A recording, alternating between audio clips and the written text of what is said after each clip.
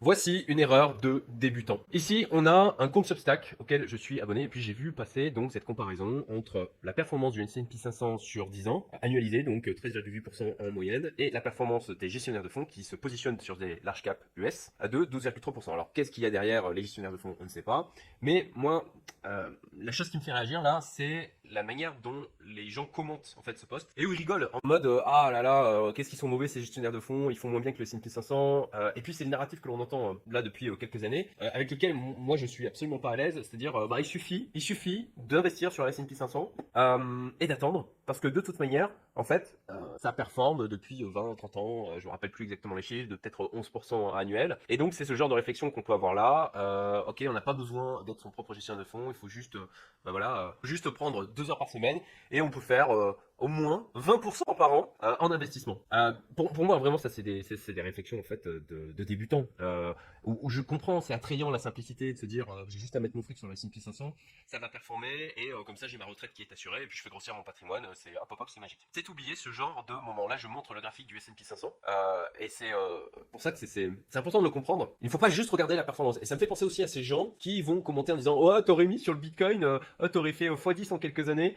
Oui, sauf que au milieu de ça, on a une volatilité qui est extrême. De la même manière, là, sur le S&P 500, quand on se positionne sur un investissement où bah, on a juste suivi ce que les personnes comme ça disaient sur Internet, bah, t'as juste à mettre sur le S&P 500 et puis t'as rien d'autre à faire, juste tu attends.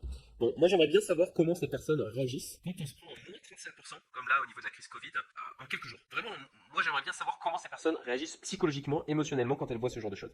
Ou, pareil, voilà, 2007, moins 56%. Donc on a mis, imaginons, toutes nos économies dans le S&P 500, on a 1 million, on prend moins 56%. On tombe de 1 million à peu près 440 000. Comment on réagit psychologiquement quand on s'est positionné sur cet ETF S&P 500 sans creuser la chose, sans se créer des socles psychologiques fondamentaux pour pouvoir tenir la position quand on a ce type de baisse. Parce que là, donc 2007, moins 56%, on met, voilà, la personne qui est rentrée dans cette zone-là, ici, elle récupère, elle est juste à break-even, c'est-à-dire qu'elle est flat, elle récupère son investissement en 2013. Donc ça fait 5 années approximativement. 5 années à attendre avec une position en moins-value, ou même là, on était hop, si je vous montre. Voilà, ici on est à moins 34% encore. Ça reste phénoménal. Comment cette personne réagit pendant plusieurs années à être comme ça en négatif d'une manière importante sur patrimoine. Donc ne vous focalisez pas uniquement sur la performance, prenez en compte aussi la volatilité, prenez en compte la manière dont vous allez réagir à cette volatilité, prenez en compte aussi le fait d'avoir des convictions dans vos investissements,